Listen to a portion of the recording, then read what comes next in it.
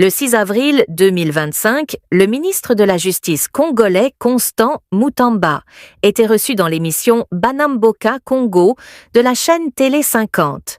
Durant l'émission, la journaliste Élysée Odia avait eu à poser quelques questions au ministre et leur moment de débat n'était pas très confortable pour le ministre. D'un particulier. Alors, on revient sur quelques questions d'actualité au niveau de l'appareil judiciaire, quelques décisions prises par la justice. 3 Américains condamnés pour tentative de coup d'État le 19 mai 2024 ont été graciés par le président. La première question de la journaliste a concerné la libération, le 8 avril dernier, de 4 condamnés à mort pour l'affaire de la tentative de coup d'État de mai 2024 contre Félix Tshisekedi. Un Belge et 3 Américains avaient été libérés, dont Marcel Malanga, fils de Christian Malanga, décédé lors de l'opération et qui était présenté comme le cerveau de l'opération. Ont été graciés par le président Comué. On se pose la question, pourquoi seulement ces 3 Américains sur le 39 qui étaient condamnés? Il n'y a pas que les 3 Américains, il y avait aussi le Belge. Ah oui, le Belge aussi. Voilà, il n'y a pas que les 3. C'était 39 condamnés. Oui, mais il n'y a pas que les 3. Donc il y a le 4, les 35 vous en faites vous quoi? ajoutez aussi le Belge alors.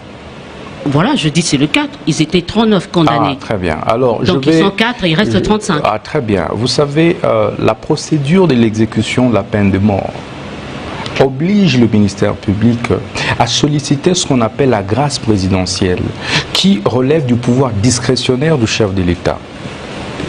Et il revient au chef de l'État d'apprécier selon le cas à qui accorder la grâce et à qui n'est pas accordé la grâce. Parce que cela dépend aussi des circonstances dans lesquelles l'infraction ou le crime a été commis. C'est le cas. Je n'ai pas interrogé au chef de l'État pourquoi est-ce que vous avez accordé une mesure de grâce, notamment sur la mutation des peines à tel ou tel condamné à mort. Donc on réserve cette question pour le chef de l'État. C'est un pouvoir discrétionnaire. On l'aura. C'est un pouvoir discrétionnaire. On l'aura à lui poser cette question. La Constitution pour nous éclairer sur ce genre de choses. La Constitution ne dicte pas des conditions pour le chef de l'État d'accorder la grâce. C'est son pouvoir discrétionnaire. Il peut se réveiller un bon matin aujourd'hui et dire je gracie tel prisonnier politique. C'est aussi ça la Constitution. Critères. Il n'y a pas de critères. Il n'y a pas de critères. Bon, c'est lui-même qui est dit non, il n'y a pas de critères. La Constitution. On aura quand même. Non, j'aimerais que l'on soit clair. L'État de droit postule que les gouvernés et les gouvernants soient tous soumis à l'autorité de la loi. Il nous doit des explications. C'est cela. Non, s'il vous plaît. Nous parlons droit. Non, nous parlons que ça. Le président de la République nous doit des explications par rapport à cette grâce présidentielle. Nous parlons droit. La question de la grâce est une question éminemment juridique. Au cours de leur débat, la journaliste Odia commet régulièrement une erreur que commettent beaucoup de journalistes sur les plateaux de télé. Même si elle pose de bonnes questions, elle coupe régulièrement la parole à son interlocuteur et ne le laisse pas finir de s'expliquer.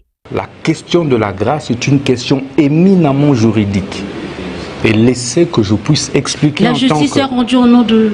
Vous pouvez me laisser finir? La justice est rendue au nom du peuple. Mais exécutée au nom du chef de l'État. Oui, mais ce peuple-là a besoin d'une explication aussi sur certaines décisions prises. Est-ce que vous pouvez me laisser éclairer l'opinion? Allez-y, Excellence. Et donc, il est important de savoir que la grâce présidentielle, telle qu'est dictée par la Constitution de la République, est différente de la libération conditionnelle qui est un pouvoir reconnu au ministre de la Justice en ce qui concerne des libérations des condamnés. Pour ce qui concerne la grâce présidentielle, cela relève du pouvoir discrétionnaire. Il n'y a pas de conditions, encore moins des critères. C'est le président lui-même qui dicte dans son ordonnance les critères. C'est lui-même qui apprécie. C'est cela toute la différence. Alors que, pour ce qui concerne la libération conditionnelle reconnue au ministre de la Justice, il y a toute une panoplie de conditions qui sont édictées par la loi du 15 juin 2023 sur les régimes pénitentiaires. Et donc il est important de savoir que la grâce qui est accordée par le président, en réalité, relève de son pouvoir discrétionnaire. Discrétionnaire, c'est qui n'exclut en rien le fait que nous, en tant que journalistes, devrions peut-être poser la question au chef de l'État. Hein? On revient sur une autre décision prise par vous. Cette partie de leur échange fut alors la plus brûlante. Pour rappel, le 7 mars dernier, le ministre de la Justice avait mis à prix la tête de quelques personnes considérées comme complices du M23. Parmi ces personnes, un certain Pero Louara, qui fut journaliste. Le ministre avait lancé un avis de recherche avec un prix de 4 millions de dollars pour toute personne qui permettrait d'arrêter les personnes recherchées. Vous êtes téméraire, hein? On revient sur une autre décision prise par vous, que certains ont considéré comme si vous mettiez une cible dans le dos de certains journalistes, Pero Louara, Irène Baïngede. C'était ça la stratégie pour vous, de mettre une cible derrière ces deux personnes-là? Ah, les 4 millions. Ah, d'abord, je suis surpris d'apprendre que Pero Louara est toujours journaliste. Je pensais qu'il avait été exclu de la profession de journaliste ici, que ce soit UNPC, je pense, qui a été et qui est toujours géré de main de maître par le DG Jean-Marie Kassamba ici à Kinshasa, et puis par mon papa Kamanda Mouzébé. Il est toujours journaliste. Les questions, c'est moi qui les pose. Ah, mais je suis surpris que vous puissiez les qualifier. Vous, une grande journaliste. On commence par dire Pero Louara, vous êtes une grande journaliste. Vous êtes une grande journaliste d'investigation. Vous mettez une cible, que ce soit un journaliste ou pas. Non, je dis vous êtes une grande journaliste. Vous êtes donné comme mission. Vous êtes donné comme mission de mettre une cible dans le dos d'un journaliste ou pas, mais d'une personne lambda. De qui? La question, c'est moi qui le pose. Je dis, quel est son statut? Vous avez ces prérogatives-là de mettre des cibles. Quel est le statut? Il est toujours journaliste. Peu importe. Ah, okay. C'est une personne avant d'être journaliste. Ah, ok, très bien. Là, je comprends. Alors, si vous dites qu'il n'est plus journaliste au regard de nos lois, là, je suis d'accord. Un ministre de la Justice, c'est les gardiens des lois de la République. Et donc, j'aimerais que nous ayons la même appréhension des concepts, des mots et des termes, suivant notre législation. Je sais que Pero avait été radié de la profession de journaliste. On n'attaque pas la personne de Pero. La justice s'attaque aux terroristes de l'AFC M23 qui en fait sont des supplétifs de l'armée rwandaise, qui sème mort et désolation dans la partie du pays. Je vous informe qu'à Goma, dans la prison de Munzenze, le groupe des Pero Louara il n'est pas sur le terrain, a calciné plus de 1500 prisonniers. Que je sache, il n'y a pas eu un procès contre Louara. Des femmes ont été... Est-ce qu'il y a eu un procès contre Louara? Vous m'avez posé la question. D'accord. Poursuivez. Vous parlez de... Je vous en prie. Merci. Il y a plus de 1500 prisonniers qui ont été calcinés. Il y a un grand artiste local qui a été abattu froidement par les complices de M. Pero Louara. Je vous informe que M. Pero a tenté de recruter plus d'une fois des vrais journalistes maintenant. Je vous cite le cas de M. John Lungila, qui est un témoin. Je vous informe qu'en droit, la preuve testimoniale vaut, surtout qu'en droit pénal, il n'y a pas hiérarchie des preuves. Le témoin est là et il a témoigné. Il y a un procès contre Louara ici, dans ce pays? Je vous informe qu'il ne faut pas distinguer procès et instruction préjuridictionnelle, madame. Donc il y a une instruction préjuridictionnelle. Il y a une instruction dans ce sens. La justice peut ouvrir. Il y a une instruction. Il y a une instruction, c'est ça. Aujourd'hui, l'information qu'on peut retenir, c'est que par rapport à Pero Louara, il y a une instruction préjuridictionnelle. En cours, madame, je vous informe. Et c'est cette instruction préjuridictionnelle... Donc il est présumé innocent aussi. C'est cette instruction préjuridictionnelle qui nous a permis, évidemment, de détecter tous les mouvements du fond qui s'opèrent entre le mouvement terroriste, lui, Pero, et des achats qu'il opère ici à Kinshasa. Sachez que notre justice n'est plus celle d'avant. La justice du président Tshisekedi, surtout sous Constant Mutamba, n'est pas celle que vous avez connue par le passé. Nous prenons le temps de travailler. Lorsque vous nous voyez agir, ça veut dire que nous avons eu suffisamment d'éléments. Parce que je vous informe que le ministre de la Justice a ce qu'on appelle le pouvoir d'injonction positive sur le magistrat du parquet. Et donc ce n'est pas de l'acharnement, mais c'est plutôt de la traque contre tous ces criminels qui ont accepté de faire allégeance à l'ennemi pour partitionner notre République. C'est quoi alors le rôle de Perrault? Je pense qu'il n'a pas tenté de te recruter, toi, également. Ah, parce qu'il recrute des gens? Alors que la journaliste lui reproche de prendre des décisions qui n'ont pas de soubassement juridique, on sent que le sujet abordé commence à gratter l'ego du ministre de la Justice. La fierté de Constant Mutamba a été touchée, jusqu'à rappeler à la journaliste qu'elle parle au ministre de la Justice. Je dis j'ai des preuves. Vous répondez aux questions. Donc, vous êtes dans des supputations, vous êtes dans des imputations dommageables, vous risquez de tomber dans tout ce que vous décriez. Hein? Madame, vous parlez au ministre de la Justice. Ah oui, aussi, c'est ça. Il est présumé innocent. Et nous parlons d'une émission sérieuse. Voilà la raison pourquoi je ne suis pas venu pour m'amuser. Perrault est présumé innocent, parce que quand vous faites ces allusions-là, je ne sais pas où est-ce que vous voulez en venir. Madame, d'abord c'est gênant pour vous, une patriote, de parler de quelqu'un dont les faits sont clairement établis qu'il coopère avec les Rwandais. Il n'a pas été condamné. Jamais une journaliste rwandaise. Il n'a pas été condamné, il n'a pas été jugé. Je suis en droit de me poser cette question, de vous poser ces questions-là. Vous parlez au ministre de la Justice, qui a suffisamment d'éléments. Clôturer la question. Ça va? Les 4 millions... Qui donne même indication de nom. John Lungila est votre confrère. J'en viens à le citer. Et je le dis, je ne voudrais pas que vous également, vous soyez soupçonné d'être de connivence avec... arrêtez de m'impressionner. Arrêtez de m'intimider, ça ne marche pas avec moi, monsieur le ministre. Parce que nous les intimidations, ça ne marche pas avec moi, monsieur le ministre. Les 4 millions, la tête de Perrault m'y a pris pour 4 millions. Merveille Bengele, pour 4 millions, c'était une décision prise par le Conseil de ministres ou prise par Mutamba lui-même. Madame, le Conseil de ministres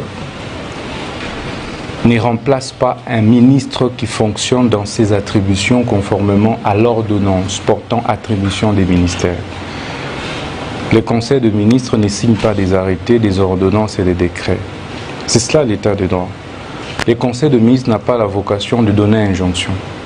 Dans leurs échanges, la journaliste n'avait pas peur de poser au ministre des questions qui fâchent, même si, encore une fois, elle aurait mieux fait en laissant de temps en temps son interlocuteur s'expliquer, une erreur que de plus en plus de journalistes commettent aujourd'hui.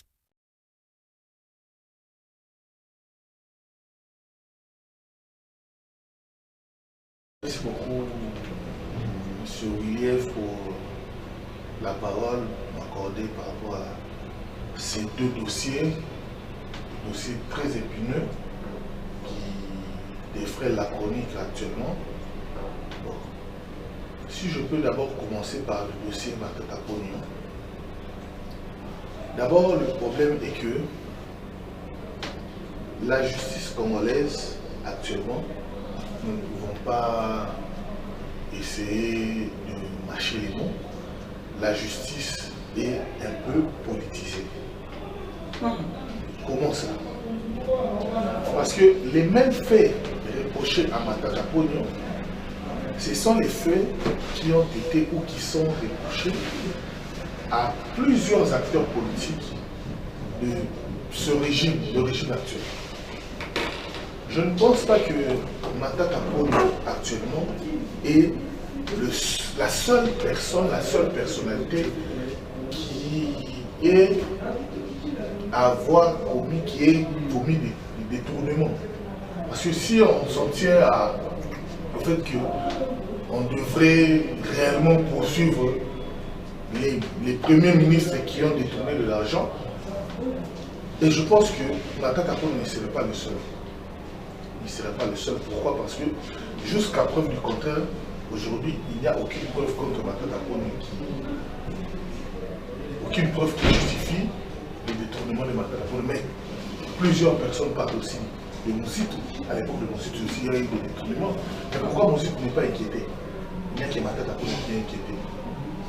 Il faut d'abord comprendre. Mais après un procès contre lui, Matata Ponyo, son procès date. Son procès date, mais la Cour constitutionnelle en 2021, il s'était prononcé sur ça. Il s'était prononcé qu'il était incompétent par rapport à la gestion de ce procès. La Cour constitutionnelle avait renvoyé ce procès à la Cour de cassation en 2021. Et qu'est-ce que vous pensez? Donc, si on comprend bien sur votre compréhension, vous êtes de cette question que la Cour constitutionnelle ne peut jamais se le dire. C'est ça. Mais la décision de la Cour constitutionnelle est inattaquable. Oh! Est inattaquable. Quand en 2021, la Cour a déjà... Mais c'est la même Cour qui s'est déclarée incompétente. C'est la même Cour qui s'est encore redéclarée compétente. C'est pourquoi il faut comprendre que c'est là un procès politique. Oh! C'est un procès politique. Oh! Parce que la Cour s'est déjà déclarée incompétente. En fait, mon frère, la justice n'est pas une personne. La justice, ce sont les textes. Je peux être président de la Cour constitutionnelle aujourd'hui, je respecte les textes, je dis que je suis incompétent pour trancher cette affaire. Et dès que mon mandat finit et que vous me remplacez, vous ne pouvez pas changer les textes. Vous ne pouvez pas dire que non, voilà, lui, il avait fait les choses à sa manière, non, voilà, non. Vous allez suivre les textes, la Cour, les décisions de la Cour sont inattaquables. Dès qu'en 2021, Matata Ponyo, dans son dossier, la Cour s'était déjà déclarée incompétente. On devait déjà renvoyer le dossier à la Cour de cassation.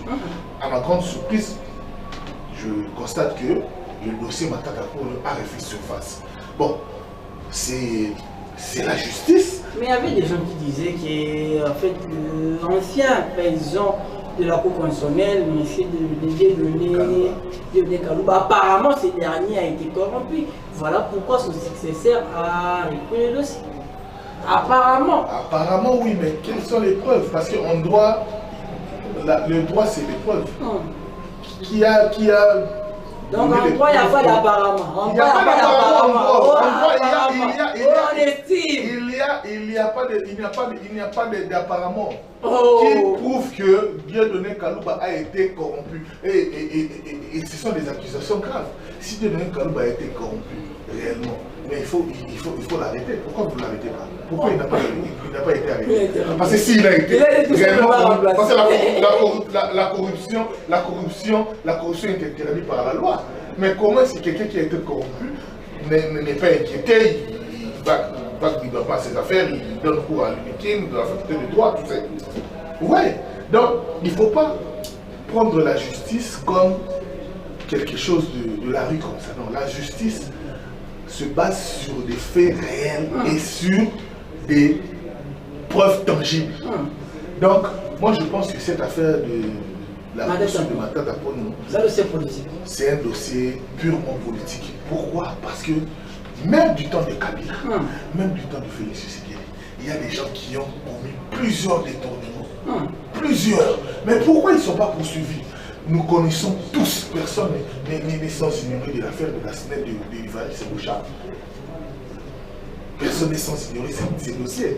Mais pourquoi il n'est pas inquiété? Parce que c'est l'argent de l'État. Pourquoi pas commencer par Matata et puis... Pourquoi commencer par Matata? C'est ce qui porte à quoi qu'il y a anguille sur roche. Il y a anguille sur roche dans le dossier Matata. Moi je pense qu'il y a anguille sur roche. Les faits des unités de Kabila, allez-y rapidement. Les faits de... Bon, en fait, cette histoire de Kabila, moi, ça me fait un peu mal à la tête. Comment ça? Ça me fait un peu mal à la tête. Quand je vois certaines personnes, vous voyez,